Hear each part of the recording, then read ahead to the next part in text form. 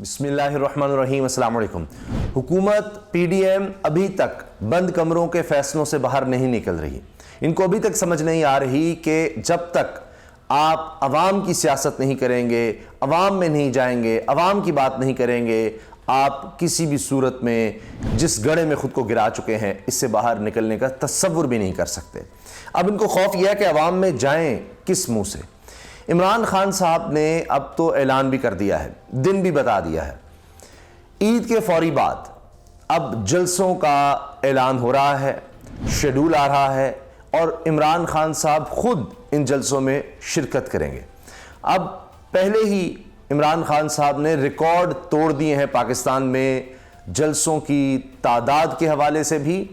اور جلسوں میں آنے والی تعداد کے حوالے سے بھی اپنے بھی ریکارڈ توڑے ہیں۔ مینار پاکستان پر جلسے پر جلسہ،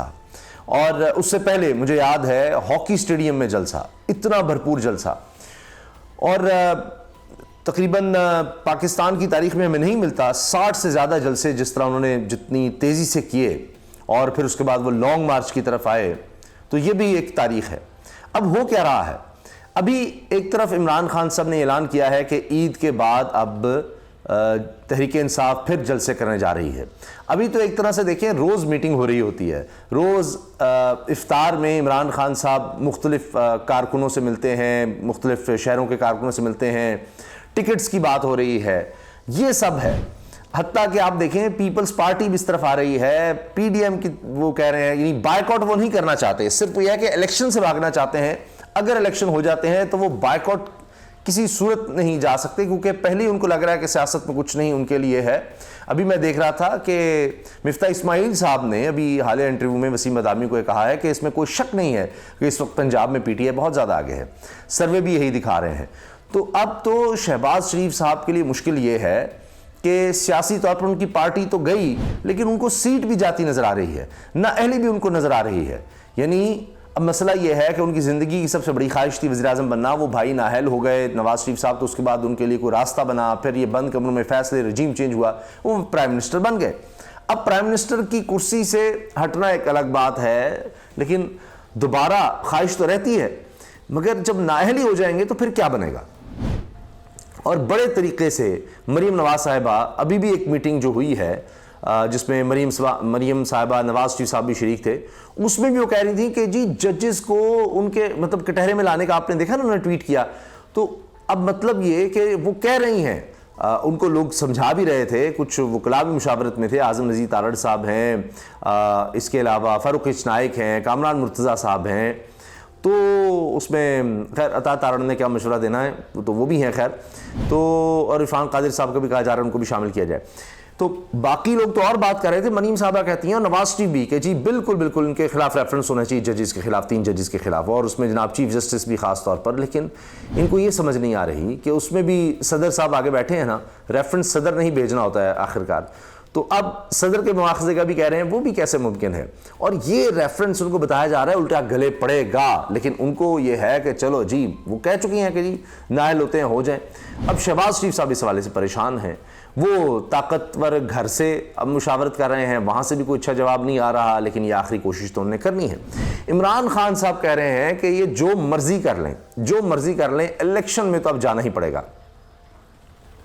نہ صرف یہ بلکہ وہ یہ کہہ رہے ہیں کہ یہ جو قرارداد لانے والے ہیں ان کے خلاف بھی ریفرنس ہم تیار کر رہے ہیں، اور شہباز شریف کی تو چھٹی پکی نظر آ رہی ہے کیونکہ جس حد تک وہ لے گئے ہیں، اب اس سے مجھے نہیں لگتا کہ واپسی ممکن ہے کہ وہ 21 ارب روپیہ جاری کر دیں 10 اپریل تک، یہ بھی مشکل نظر آ رہا ہے، اور یہ تو واضح انہوں نے ہر صورت الیکشن میں رکاوٹ ڈالنی ہے۔ ہاں یہ ضرور ہو سکتا ہے کہ وہ اس طرح سے رکاوٹ ڈالیں کہ جی ہم براہ راست پکڑے نہ جائیں سپریم کورٹ میں، لیکن یہ بات اب میرا نہیں خیال کہ اس میں کوئی ابہام ہے کہ اب یہ ہر صورت میں توہین عدالت کریں گے، اور یہ بھی اب نظر آ رہا ہے کہ ان کی چھٹی بھی توہین عدالت کے چکر میں ہی ہوگی، اور اس کے بعد دیکھیں گے کس طرح کرنا ہے کہ جی یہ بیانیہ لے کر جانا ہے یا کیا کرنا ہے۔ جب میں عمران خان کا ذکر کر رہا تھا تو میں آپ سے یہ چیز ڈسکس کرنا چاہتا تھا کہ اب عمران خان کہہ رہے ہیں جو مرضی کر لیں ان کو الیکشن میں جانا پڑے گا۔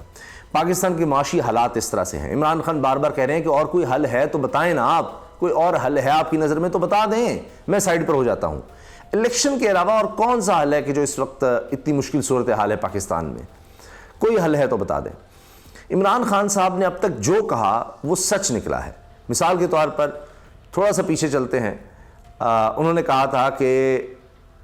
مجھے نکالا گیا تو میں اور زیادہ خطرناک ہو جاؤں گا، ابھی تو میں اور بڑے مسائل میں ہوں تو میں تمہیں چھوڑوں گا نہیں، وہی ہوا۔ یہ حکومت میں آ کر بھی اتنے بے چین اور اتنے پریشان رہے، عمران خان صاحب کے خلاف انہوں نے ہر طرح کا جو ہو سکتا تھا حربہ آزمایا، ہر طرح کا حملہ ہے، کیسز ہیں، سب کچھ ہے، لیکن کسی میں بھی وہ کوئی سزا نہیں دلوا سکے۔ گرفتاری کی کتنی کوششیں کی، کارگون کس طرح باہر نکل آئے۔ عمران خان صاحب کہتے رہے کہ یہ صرف این آر او کے لیے کہتے ہیں، این آر او۔ سچے ثابت ہوئے عمران خان صاحب، انہوں نے سچا ثابت کیا عمران خان کو۔ آتے ہی جناب سب سے پہلا کام کیا کیا، نیب کا قانون بدل دیا، اس میں ترامیم کی، اور وہی اپنے آپ کو این آر او دیا، جس میں عمران خان صاحب کہتے ہیں 1100 ارب روپے کے انہوں نے کیسز ختم کروا لیے، وہ بھی عمران خان صاحب کی بات سچ ہوئی۔ پھر یہ کہتے تھے کہ اسمبلیاں تحلیل نہیں کرے گا، کبھی بھی نہیں کرے گا، کرے ہم الیکشن میں جائیں گے۔ عمران خان نے اسمبلیاں تحلیل کر دیں۔ وہ کہتے تھے کہ یہ اس کی سیاست ختم ہو جائے گی اور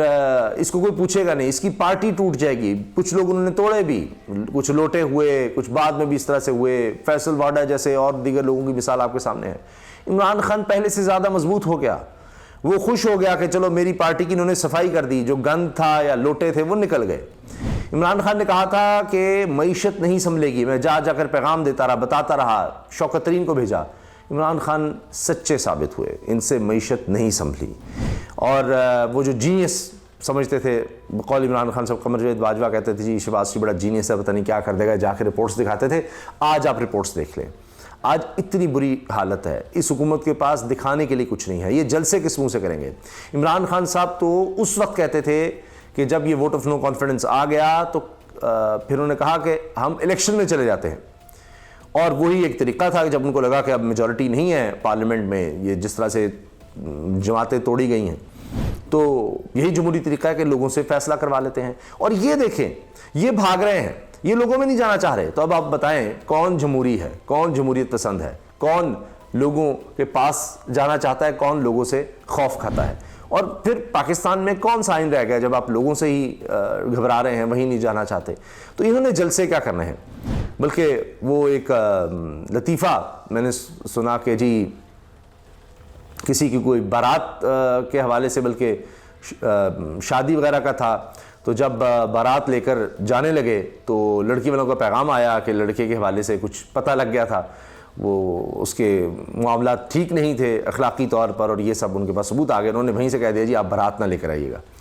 تو جب یہ بات پتہ لگی لڑکے کے باپ کو، تو اس نے کہا کہ جی اوہو، ہم نے تو عقیقہ رکھا ہوا ہے۔ تو اب مریم صاحبہ کا وہی حساب ہے کہ جلسہ اناؤنس کرنا ہے یا ورکرز کنونشن اناؤنس کرنا ہے، وہ تعداد دیکھ کر بتاتی ہیں کہ اگر تو کچھ لوگ آ گئے تو جلسہ رکھ لیں گے، لیکن وہاں پہنچ کے دیکھیں گے تعداد کم ہے تو اس کو ورکرز کنونشن کا یا سوشل میڈیا کنونشن کا نام دے دیں گے۔ تو یہ صورتحال ہے۔ انہوں نے کہاں جلسے کرنے ہیں؟ تو جلسے کرنے جی عمران خان صاحب نے،